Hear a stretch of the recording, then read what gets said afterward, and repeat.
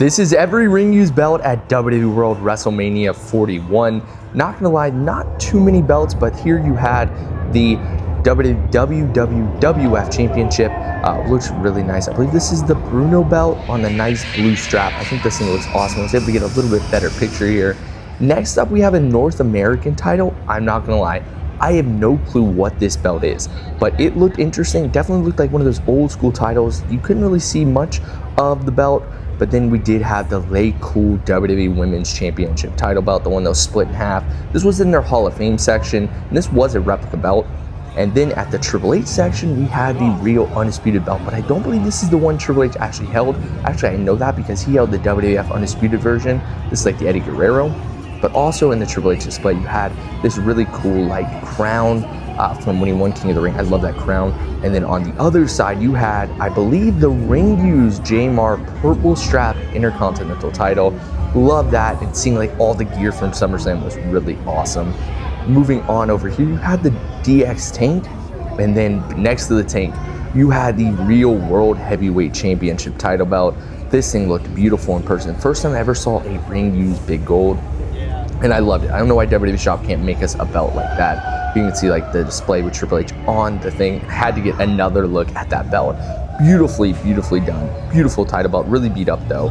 And then next up we had Triple H. We had like the WrestleMania against Roman Reigns. The mannequins had replicas, but this is a real network logo title. You can see it's missing quite a few gems, but still a really beautiful belt. I honestly think that belt might be a little underrated.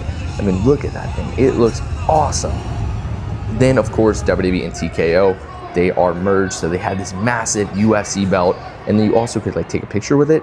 And then like at WWE Fanatics Fest or just Fanatics Fest in general, they had every single sports legacy belt. These weren't available for purchase. I guess this was kind of WWE's way of showing off like all the different belts they've done.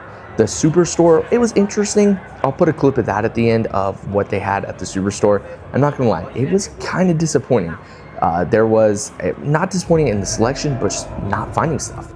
And then lastly, I found this at the very end. This is the John Cena area, and they were using a replica WWE spinner belt, but then a real WWE championship from 2013. Look at how stacked those side plates are. It was a beautiful belt. I think this belt's also a little underrated.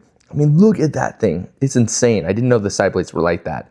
Next, we had the WWE United States spinner belt, and I don't believe they ever used those side plates that they have right there. Maybe I'm wrong, but I don't remember it. And then you can see the paint's all beat up on this. And then the last belt of this was the WWE United States title belt. Let me know, what was your favorite belt I showed off? And lastly, I had to show off this entrance to WWE World because it had like all the different WrestleMania signs, which I thought was really cool. I'm gonna have a full video going through the Superstore or the WWE World, but I thought this was too awesome not to show off. So you had the WrestleMania 30 sign, which I think looks really cool. Then you have, I don't even know what that is, but you have like the Tampa Bay stuff as well. Over here, I couldn't figure out what this was, but then I realized that it is the like torch from the Statue of Liberty when they had WrestleMania at MetLife, I think in 28. Then you have a W and an M. I could not figure out what the WrestleMania this was from, but over here you had the Rock sign, which looked really cool.